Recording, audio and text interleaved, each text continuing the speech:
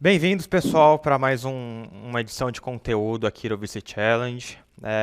Dessa vez a gente trouxe a Annelise, que é especialista em planejamento e gestão de resíduos sólidos urbanos. E o intuito aqui dessa pequena videoaula é ela explicar um pouquinho mais do mercado, do problema, das soluções e tudo isso para vocês conseguirem montar uma tese de investimento mais completa, né, para as apresentações de semifinais e finais do VC Challenge. Então, sem mais delongas, gostaria de chamar aqui a Annelise, tudo bom? Oi, tudo bem? Tudo ótimo, vamos lá.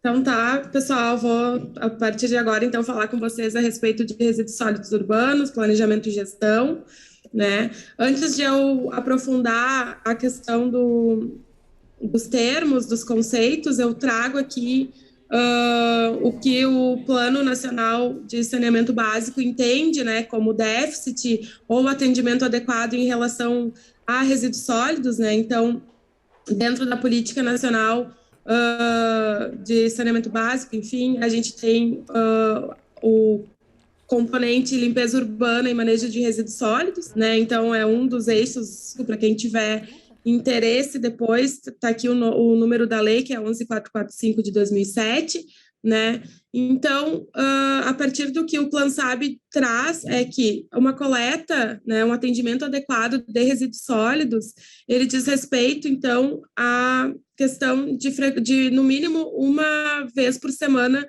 né, de frequência de coleta. Se no município, se determinado município não apresenta isso, ele já não está tendo um atendimento adequado, né? Então a gente já entra na questão do atendimento precário ou quando não tem coleta é sem atendimento, né? Então, na verdade, esse conceito do Plan SAB ele é interessante para quem trabalha bastante, né, trabalha com essa questão de gestão mesmo, gestão e planejamento dos resíduos sólidos, para entender esse conceito inicial, né, do que é atendimento adequado e déficit para conseguir implantar ações de melhorias nessa área, tá? Então, mais para abrir o tema, né, falando do que o plano traz. Aqui eu trago também alguns números só, né, resíduos sólidos em números, então, para entender esse universo, assim, do quanto nós geramos, né, em tonelada ano e quanto isso equivale por habitante, né, então nós temos em torno de 83 milhões de tonelada ano de geração de resíduos sólidos urbanos no Brasil, né, o que equivale aí 390 quilos por habitante ano. Né? Então, é um número bastante expressivo. Existem algumas publicações que vão mostrando que, ao longo do tempo, essa geração ela deveria tender a diminuir, digamos assim. Só que isso não acontece porque cada ano nós consumimos mais. Né? Então, a nossa geração ela não diminui nunca. Se a gente acompanhar os gráficos, a gente está sempre numa crescente em termos de geração. Então, além disso, né, a gente tem que pensar que tudo que a gente gera, a gente tem que dispor em algum momento, né? E aqui nesse gráfico tem a informação de que em torno de 40% ainda dos resíduos, eles são dispostos de forma inadequada, né? Então, ou em lixões ou em aterros controlados, né? E em torno ali de 60% nós já temos uma disposição adequada, que seria em aterro sanitário. Né? Nós estamos ainda caminhando para algumas tecnologias novas, mas hoje em dia a maior parte dos resíduos, como está mostrado aqui, ainda é encaminhado para aterro. Aqui nós temos, então, algumas outras soluções e práticas de afastamento dos resíduos sólidos urbanos, né? Então, nós temos que praticamente 83% dos resíduos eles são coletados diretamente, né? Então, diretamente significa que nós, né, como população, a gente descarta ele em algum lugar, o caminhão vem, coleta e leva, né, dar um destino ok para aquele resíduo. A gente tem depois coleta indiretamente, né, que quase 8% ali é coletado de forma indireta, né? Tem um percentual ainda de resíduos que são jogados em terrenos baldios, né, nas ruas, e tem uma outra parcela dos resíduos que ainda sofrem queima, né? Essa prática da queima dos resíduos, geralmente ela é observada em áreas rurais, onde esse serviço, né, a prestação desse serviço ainda não chega, porque geralmente a gente está concentrado muito em áreas urbanas e esquece que municípios também têm a parte rural, né? Então, na falta de uma coleta, os próprios moradores queimam esses resíduos. E aqui, então, mostrar um pouquinho da abrangência da coleta seletiva de resíduos domiciliares, né? Então, só para a gente ver também esse universo e o quanto falta ainda para a gente atingir, né? A gente fala tanto em coleta seletiva, enfim, depois eu vou apresentar a Política Nacional de Resíduos Sólidos, mas a gente vê que no universo Brasil, a gente ainda tem muito o que caminhar para conseguir atingir índices satisfatórios, né? Então, aqui tem valores, números de coleta porta a porta, né? E que seria, então, a coleta seletiva e daí a questão de uma coleta de outra modalidade, né? Então, aqui mais para a gente entender um pouco, assim, onde é que está inserido toda essa questão. Então, aqui, introduzindo bem rapidamente, né, alguns conceitos que a gente fala, então, resíduo sólido urbano, né, o resíduo domiciliar, resíduo público, nós temos o resíduo seco, o resíduo úmido, né, os resíduos recuperados e os rejeitos, né. Então, aqui tem um esqueminha que traz um pouco desses conceitos que eu vou trabalhar, vou trazer mais profundo agora, assim, porque eu acho muito importante, assim. Por quê? Porque a gente fala muito em resíduo. Ai, resíduo, resíduo, resíduo. Só que quando nós, de fato, vamos trabalhar com isso, é muito importante saber os conceitos exatamente para que a gente não se confunda e não confunda as pessoas, né? Então, entender o que é resíduo, entender o que é rejeito, disposição, destinação, né, gestão, gerenciamento é muito importante para que a gente consiga de fato, implantar ações, né, que visam a melhoria desse serviço, né, como eu fazendo link com o que eu apresentei lá no início em termos de Plan SAB, o que é déficit, o que é atendimento adequado, né, então, até para a gente conseguir fazer com que a população tenha acesso a um atendimento adequado, a gente precisa entender os conceitos, né, para que a gente consiga aplicar, então, de uma forma mais efetiva. Então, aqui eu trago a Política Nacional dos Resíduos Sólidos, né, instituída pela Lei 12.305 de 2010, né, recentemente saiu o novo decreto, né, que revogou, então, o decreto anterior, então, aqui eu trago o decreto número 10.936 de 2022, que regulamenta a lei, né, e apresentar, então, os conceitos gerais que estão dispostos lá no artigo 3º da 12.305. Então, aqui é importante destacar, né, que a política nacional, ela surgiu de uma necessidade, né, de responsabilizar cada um pela geração dos resíduos. Então, trazer a população também para esse debate e para essa responsabilidade, né, porque o que acontece? A gente gera e a gente não se preocupa para onde está indo esse resíduo. É aquela questão, a gente coloca no container, na lixeira, na frente da nossa casa e dali ninguém mais sabe o que acontece, né? Então, ela é considerada o marco regulatório dos resíduos sólidos, né? A ideia é trabalhar no conceito de produzir menos e aproveitar o máximo, né? Enfim, em termos de reciclagem também, a gente entra nessas questões, né? E trazer a questão também das cooperativas de catadores, né? Como um prestador de serviço mesmo, né? A gente sabe que existe, muitas vezes, eles são informais, mas trazer esses atores também, né? Como prestador de serviço.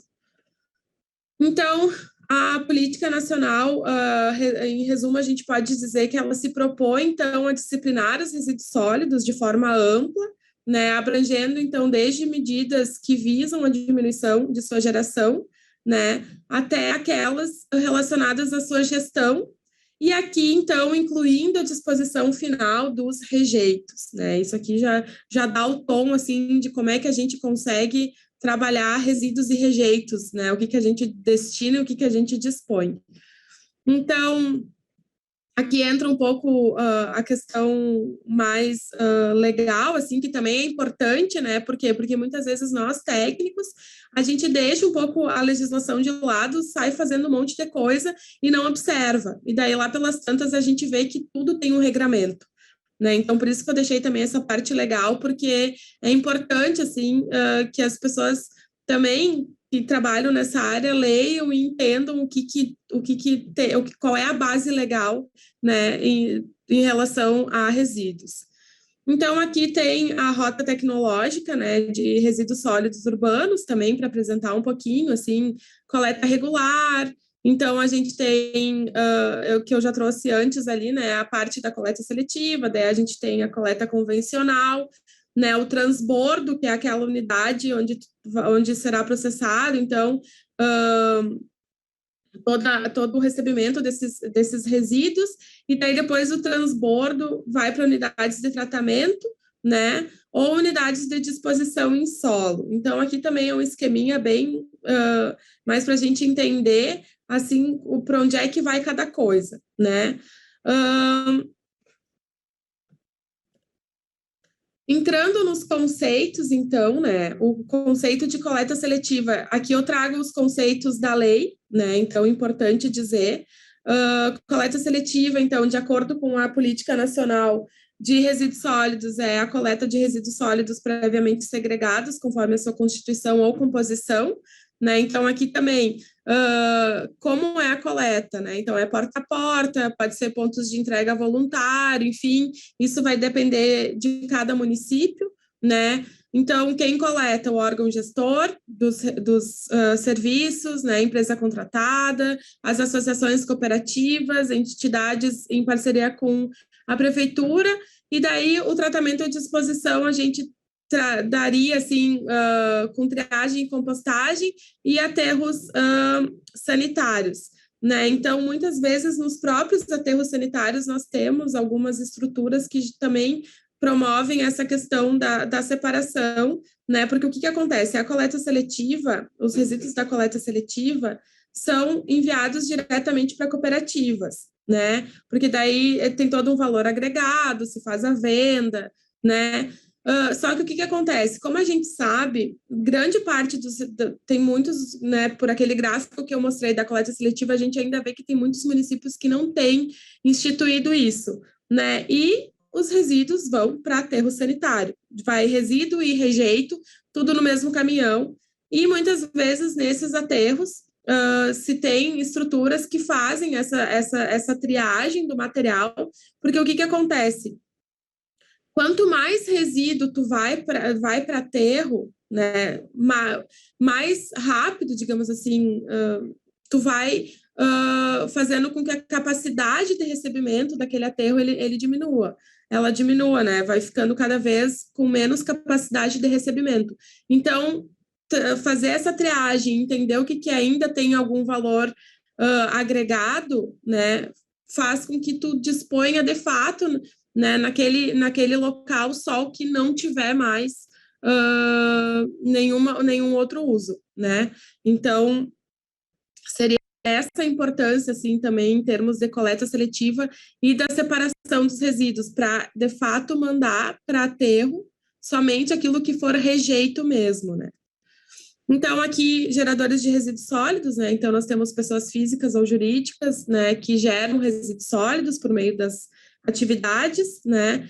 A logística reversa, que é um tema muito maior, e aqui eu não vou abordar na minha apresentação, né? Então, a logística reversa, ela é um instrumento de desenvolvimento econômico e social, né, caracterizado por um conjunto de ações, procedimentos, né, para reaproveitamento em seu ciclo ou em outros ciclos produtivos desses resíduos, enfim, ou outra destinação ambientalmente adequada, né. Então, ela também, recentemente, ela tem um decreto que dispõe sobre ela, né, logística reversa, como eu falei, é um assunto muito mais amplo e deveria, e daí para isso é um tema à parte, assim. Aqui, então, trazer o conceito de resíduos sólidos, né? Então, material, substância, objeto ou bem descartado, resultante de atividades humanas, né? Cuja destinação final se propõe proceder ou se está obrigado a proceder nos estados sólido, semissólido, né? Bem como gases, contidos em recipientes e líquidos, cujas particularidades tornam inviável, então, o seu lançamento, né? Ou exijam para isso solução técnica ou economicamente inviáveis em face da melhor tecnologia. Então, aqui, a classificação quanto à origem e periculosidade, então, lá no artigo 13 da Lei 12.305 tem essas informações, nós temos uma NBR também que versa sobre resíduos sólidos, a 10.004, né, que também é importante para quem trabalha.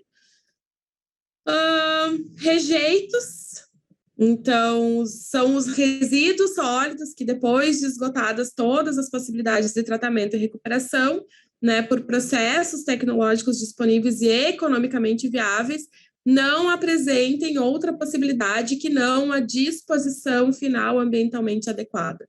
Então, é isso. Resíduo é aquilo que a gente ainda consegue submeter a processos tecnológicos, e rejeito é quando tu não tem mais o que fazer, tá? Então, o rejeito é o que deveria estar indo para aterro. A disposição, a destinação ambientalmente adequada, então, ela entende-se como reutilização, reciclagem, compostagem, recuperação e aproveitamento energético, né? E dentre elas, então, a disposição final que se refere a rejeitos. Então, quando a gente fala em destinação final ambientalmente adequada, nós estamos nos remetendo a resíduos. Quando a gente fala em disposição final ambientalmente adequada, nós estamos falando de rejeitos, né? Então, a disposição é a distribuição ordenada de rejeitos em aterros, observando, então, normas operacionais específicas, né, de modo a evitar danos ou riscos à saúde pública e à segurança e a minimizar os impactos ambientais adversos.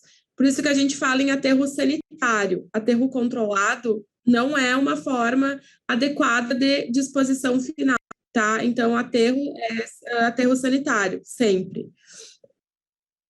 Aqui, então, a parte mais de gerenciamento e gestão, né? Então, o gerenciamento diz respeito às etapas de coleta, transporte, transbordo, tratamento e destinação ambientalmente adequada dos resíduos sólidos e disposição final ambientalmente adequada dos rejeitos, né?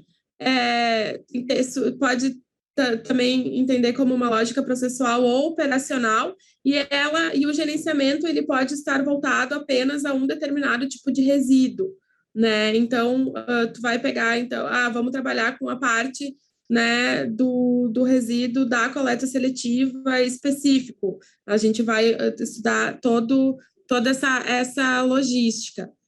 A gestão, por sua vez, ela vai pegar todo o planejamento e a coordenação das etapas que estão no gerenciamento, né? E, além disso, vai ter toda a questão da inter-relação das dimensões política, né, econômica, ambiental, cultural e social. Então, na gestão, tu vai trabalhar com diferentes tipos de resíduos ao mesmo tempo, né? No gerenciamento, tu vai ter resíduos individualizados, digamos assim, e na gestão tu vai trabalhar tudo ao mesmo tempo, né? Aqui, então, também para trazer só o papel aqui da reutilização, né, e reciclagem. Então, isso está definido lá na lei, né, dentre os objetivos da Política Nacional de Resíduos Sólidos, nós temos, isso é muito importante, né? Então, no inciso 2º ali, não geração, redução, reutilização, reciclagem e tratamento dos resíduos sólidos, bem como a disposição final ambientalmente adequada dos rejeitos, né? Então, aqui também tem esses dois conceitos, reutilização e reciclagem, né? Então, a reutilização é um processo de aproveitamento dos resíduos sem a sua transformação biológica, física ou físico-química, né? Então, observadas as condições e padrões estabelecidos pelos órgãos competentes, e a reciclagem, né, por sua vez, ela vai alterar as propriedades físicas, físico-químicas ou biológicas, né, pensando em transformar aquele produto, né, aquele resíduo em outro produto, né, em novos insumos, enfim, também observando, então, os padrões, enfim, dos órgãos competentes, né, então, são esses dois conceitos também que eu trago. Além disso, aqui a gente tem a gestão integrada dos resíduos sólidos, né, como um objetivo da política nacional.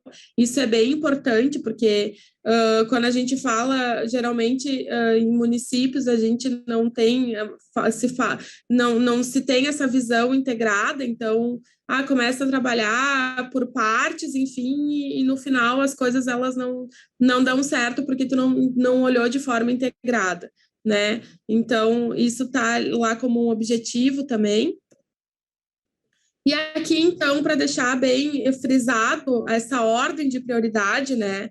Sempre pensando na não geração, na redução, reutilização, reciclagem, tratamento e disposição final, né? E lembrando que a lei ela está em vigor desde 2010 e a gente está em 2022 e a gente ainda não está conseguindo atender esse artigo 9º que está lá, né? Então, por isso que eu chamo sempre atenção, porque é muito importante a gente entender esses conceitos, essas ordens, para daí planejar, né?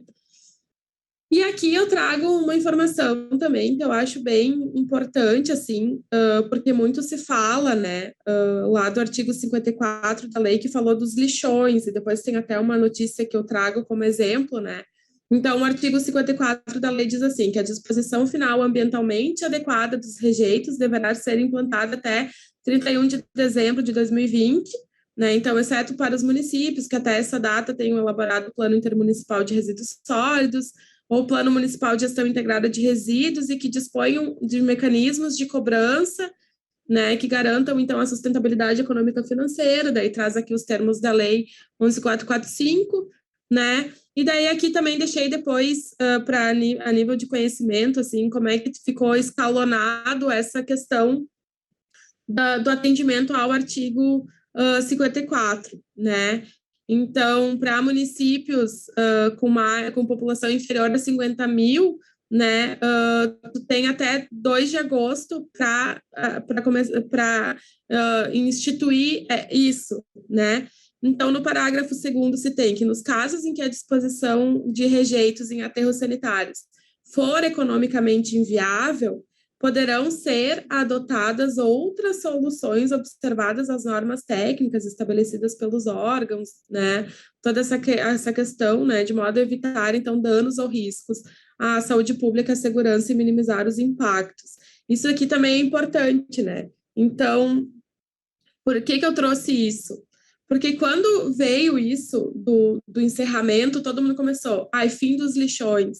Fim dos lixões ganha mais prazo, encerramento dos lixões, tem até 2014 para encerrar, e enfim, isso começou a se tornar uma coisa muito, assim, como assim, do nada, vamos encerrar, então, os lixões, tarará, tarará, e na verdade, assim, não é isso, não é somente isso, né? Então, assim, o prazo, a gente pode dizer, então, que o prazo previsto nesse artigo, ele não prevê apenas o encerramento dos lixões, mas sim que ocorra a disposição final ambientalmente adequada dos rejeitos. E é por isso que eu acho importante esses conceitos, exatamente por isso, para a gente não se confundir. Então, não quer dizer, a gente vai encerrar lixões. Não necessariamente. Não adianta tu encerrar lixões, né? Que é isso que eu quero dizer. Não adianta a gente fazer o encerramento de lixões e não trabalhar nessa disposição final ambientalmente adequada.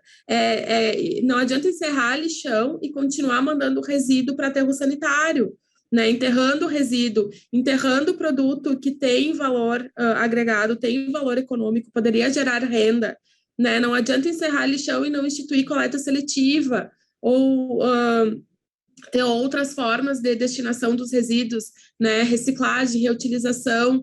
Então, é isso, não adianta a gente pensar em encerrar lixões e não trabalhar naquela ordem de prioridades, né? Então, por isso que eu sempre digo assim, é importante a gente antes de qualquer coisa, entender os conceitos e trabalhar em cima disso para conseguir otimizar melhor as ideias, digamos assim, né, e implantar ações concretas, efetivas e que deem resultado, né, principalmente em municípios menores. A gente pode trabalhar com consórcios, né, vai entrar uma empresa que vai atender 1, 2, 3, 4, 5 municípios, né, então isso também é muito importante, assim, conhecer essas outras formas que nós temos disponíveis.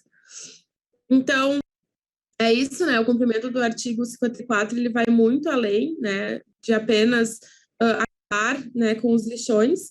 Então, ele pressupõe o atendimento dos objetivos gerais da política nacional, que é a ordem de prioridade no gerenciamento dos resíduos estabelecida pela lei, né? Então, isso aqui é importante a gente frisar. E aqui, então, eu já vou para minhas considerações finais, né? Então, a gente pode dizer que os municípios, aqui falando dessa forma, né? Porque as indústrias, elas são muito organizadas, digamos assim, nessa questão de gerenciamento de resíduo industrial, enfim, mas o nosso problema ainda é como é que se dá isso nos municípios, né? Então, aqui eu trago a questão da organização dos municípios, possibilidade de se ter consórcios intermunicipais, né, com esse planejamento integrado, e tanto a elaboração de planos regionais, e importante também ter né, o papel do Plano Municipal de Gestão Integrada de Resíduos Sólidos também, que dá esse panorama dos resíduos em cada um dos municípios. A gente tem também a questão do poder público, né? Setor empresarial e a coletividade também são responsáveis, né, pela efetividade das ações que estão previstas ali na política nacional, né, das diretrizes e demais determinações estabelecidas na lei, né? A gente pode dizer, então, que a Lei 12.305, ela não se resume ao fim dos lixões, né, mas sim ela traz a questão do planejamento e gestão dos sólidos, né, o que é muito importante, né?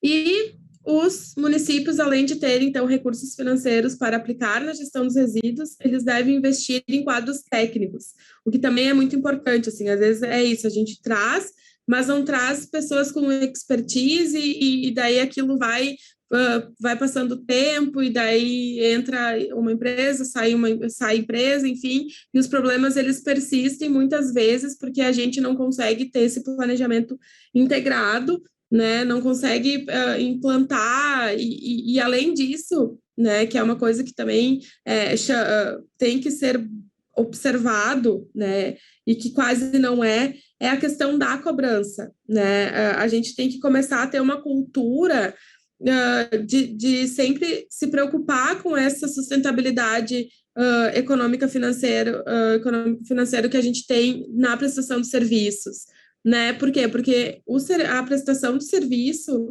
de resíduos sólidos, por exemplo, coleta, transporte, né, destinação, disposição final, isso tudo tem um custo, né? E por aqueles números que a gente viu mais gerais, a gente vê o quanto que a gente contribui para essa geração, né? O quanto cada cidadão gera por ano. Se nós também não pagarmos por isso, não tem como tu manter um serviço de qualidade. Então, esse também deve ser um foco, assim, trabalhar para que o valor pago, né, traga essa sustentabilidade financeira necessária para sempre ter um serviço de qualidade, né? Então, isso também é um assunto, né, importante que tem que sempre estar permeando todas essas falas, assim, para que para que a gente tenha, então, essa prestação adequada dos resíduos sólidos, né? E eu finalizo, então, aqui, né, minha fala. Muito obrigada aí pela atenção de todos. Eu deixo aqui o meu e-mail para contato, né? E depois aqui também tem os materiais que eu utilizei para montar essa apresentação. Muito obrigada pela atenção de vocês. Não, que é isso. A gente que agradece aqui, Annelise. Show de bola. Acho que com certeza já agregou bastante para o pessoal. Se eu pudesse, eu queria só fazer uma pergunta. Uhum. Porque a gente teve, né, o primeiro marco lá em 2010, aí esse ano a gente teve o Planares, ou PNRS.